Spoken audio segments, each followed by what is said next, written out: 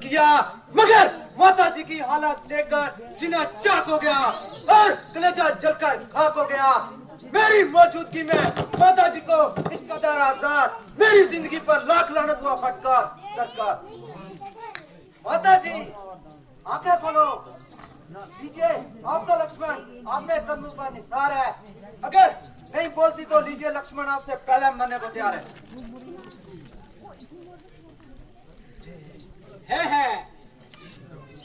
लक्ष्मण जरा होश करो, इस गैरपन के क्या मायने?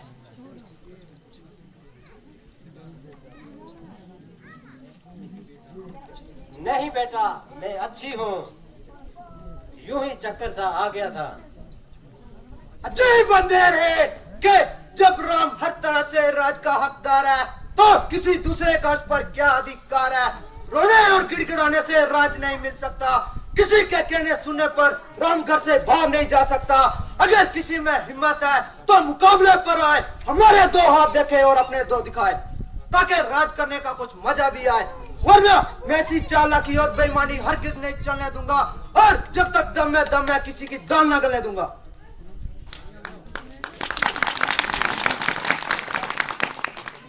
प्यारे लक्ष्मण, मुझे सख्त अफसोस है कि तुम्हारी तबीयत में इस कदर क्यों जोश है। जरा सोचो तो किसके हाथ देखोगे और किसको दिखाओगे, किससे लड़ोगे और किसके बरखिलाफ ये तलवार उठाओगे। बगैर सोचे समझे मुंह से बात निकालते हो और खामखा अपने आप को बापू में डालते हो। मालूम नहीं तुम क्या ख्याल कर रहे हो और किसके लिए ऐसे अल्फाज इस्तेमाल कर रहे हो। जरा अपने आप को संभालो और इस फजूल जोश को दिल से निकालो।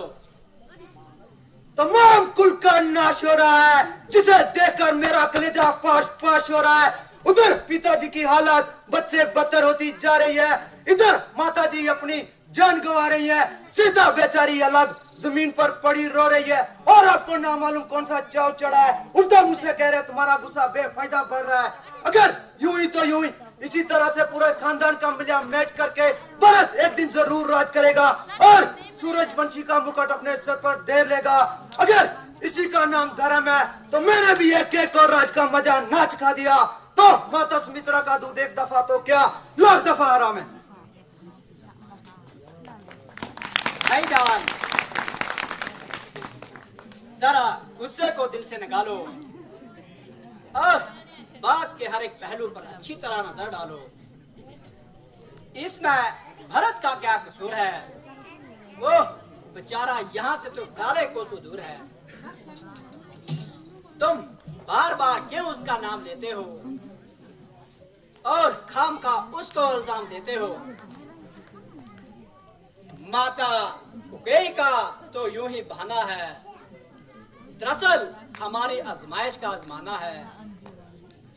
मगर अफसोस कि तुम मामूली सी आजमाइश पर इतना डगमगा गए, थोड़ी सी बात पर इस कदर घबरा गए, ऐसे अल्फाज मुंह से निकाल कर दुनिया को हंसारे हो और अपने आप को बापू के फंदे में फंसारे हो। क्रोध की वजह से तुम्हारी तबीयत बिल्कुल भाल नहीं और रघुकुल की आन का मुतलके तुमको ख्याल नहीं।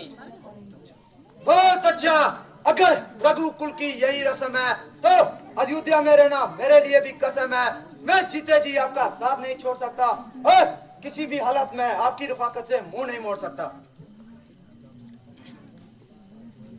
अगर तुम भी साथ जाओगे तो भरत का क्या हाल? लक्ष्मण से यह कैसा सवाल? इस हालत में उसका जिंदा रहना सख्त दुश्वार है। लक्ष्मण उससे पहले जान देने को तैयार है।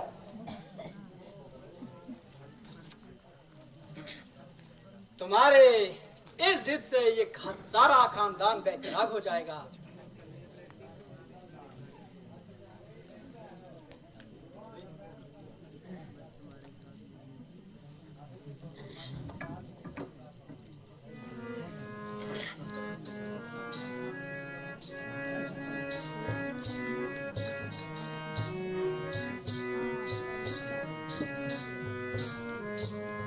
कसम खाई है मैंने बस तुम्हारे साथ जाने की, हटा सकती नहीं मुझको कोई ताकत जमाने की।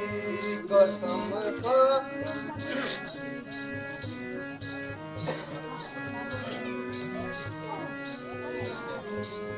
मुबारक हो भरत को राजधानी इस अयोध्या की, यहाँ तो धुन लगी है अब नहीं बसती बसाने की।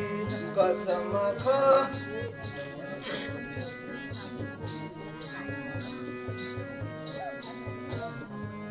दिया वो राज ईश्वर ने नहीं सी माँ कोई जिसकी हुकूमत हाथ आई आज किस्मत से जमाने की। कसम खा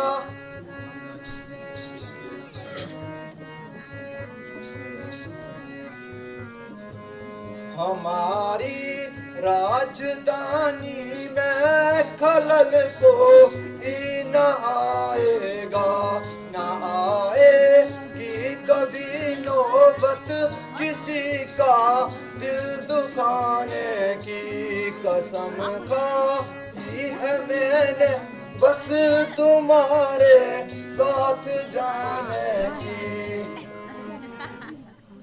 भ्राता जी, आपका हुक्म बिशर व हाशम मंजूर है, मगर अयोध्या में रहने से लक्ष्मण मजबूर है। मैं किसी भी हालत में इस जगह नहीं रह सकता और हरगिज आपकी जुदाई का सदमा नहीं सह सकता। अगर आप मुझको यहाँ छोड़ जाएंगे, जिस्म तो यहाँ रह जाएगा, प्राण आपके साथ जाएंगे। शाबाश बेटा शाबाश, आज तूने मेरे दूध का हक दे दिया। मेरे कुलभूषण,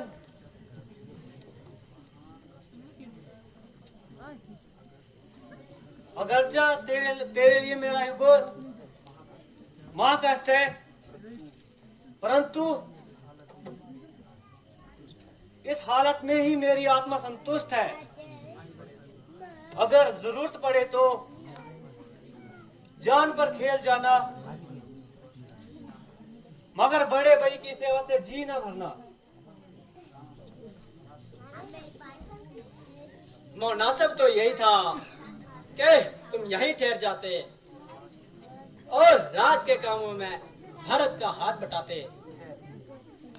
खैर, अगर चलने का ही इरादा है तो अब देर करना बेफायदा है।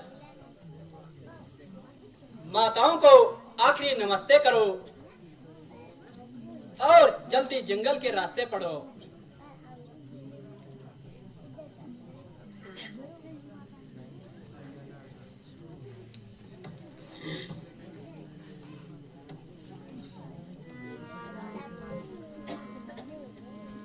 मेरे बेटा ये सुना ले नसीहत मेरी, तू अकेला अयोध्या में आना नहीं।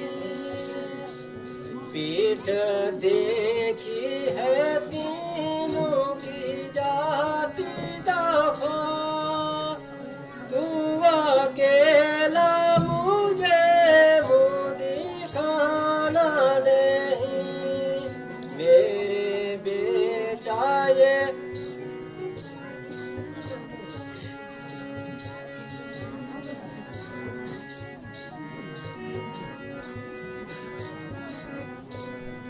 कर रहा मुझको मजबूर मेरा धर्म, वरना करती यहाँ से रवाना नहीं। कोई लक्ष्मण को ने